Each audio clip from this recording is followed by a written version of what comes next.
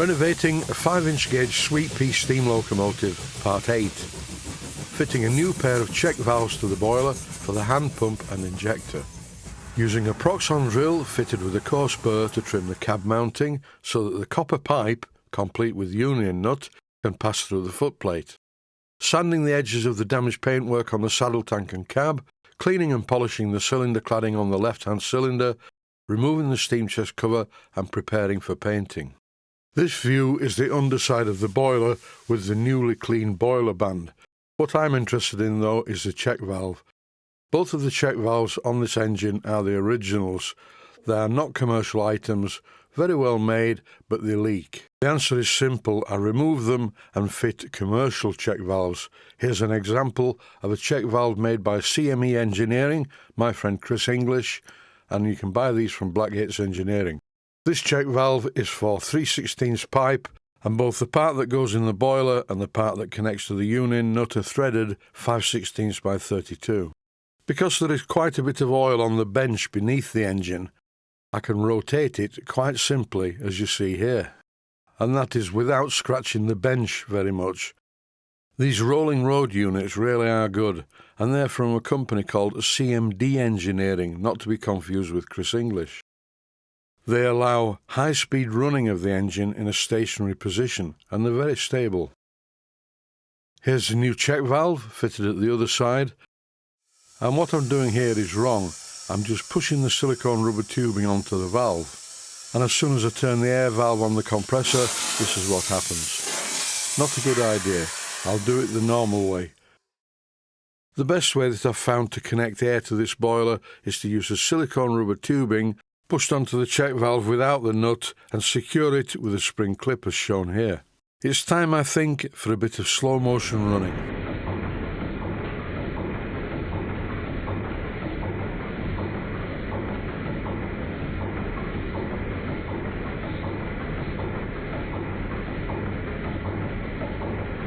Even though some of the bearing parts are worn, it still runs very well.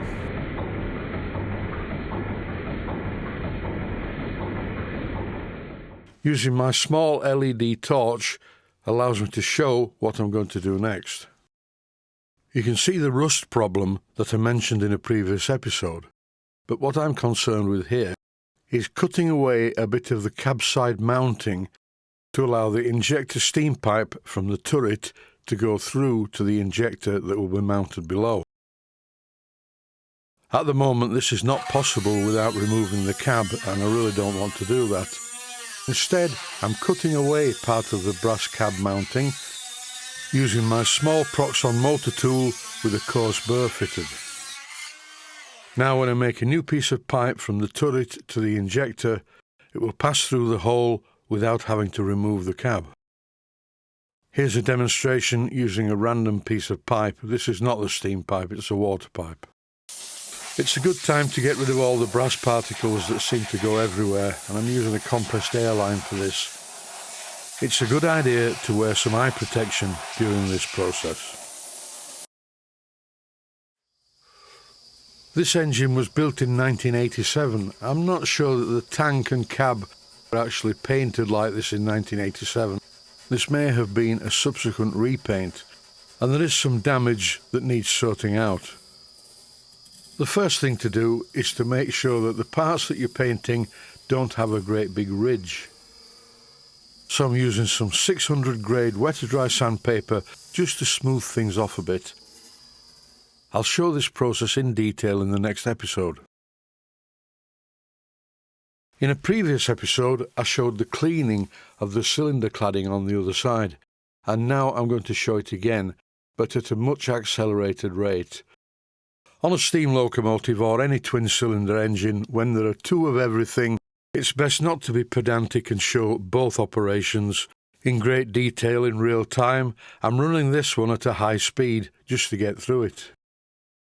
In order to clean the brass where the bolts are, it's best to remove them. But don't remove them all, otherwise the cladding will fall off. Or worse, it may move and bend as you clean it. This brass cylinder cladding is quite badly marked. Here I'm using Brasso to clean it, but I've already prepared it using Scotch-Brite. It's quite labour intensive. It's a case of Scotch-Brite, Brasso until the marks disappear, finishing off with Brasso and then a cotton cloth. As before, I'm cleaning the bolt heads using the rotary scourer fitted into the Proxon mini drill. A word of caution when doing this: hold on to the bolt as though your life depended on it, because if you don't and it flies off into the workshop somewhere, it will be lost forever. These days in the workshop built onto the kitchen, I use kitchen roll as a cloth, but for this job, to polish it up, a cotton cloth is better. The final part of the job is to remove the 2 lower bolts and give it a good clean in this area. This job is a bit of a pain, but it's worth it because the engine looks so much better. Here I'm removing the lower bolts and, as before, using the rotary scourer to clean up the heads. And once again, the same principle applies. Scotch-Brite first, followed by Brasso, then Scotch-Brite again and Brasso again until all the marks disappear.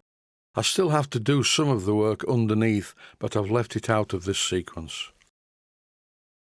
The cylinder cladding really is looking much better than it did, so I'm replacing the final 2 bolts. I didn't bother removing the bolts underneath because you can't really see those. I can clean this area of the cladding, which I haven't done yet, in my own time. As you can see, there are some marks lower down on the cylinder cladding, but I'll remove these off camera.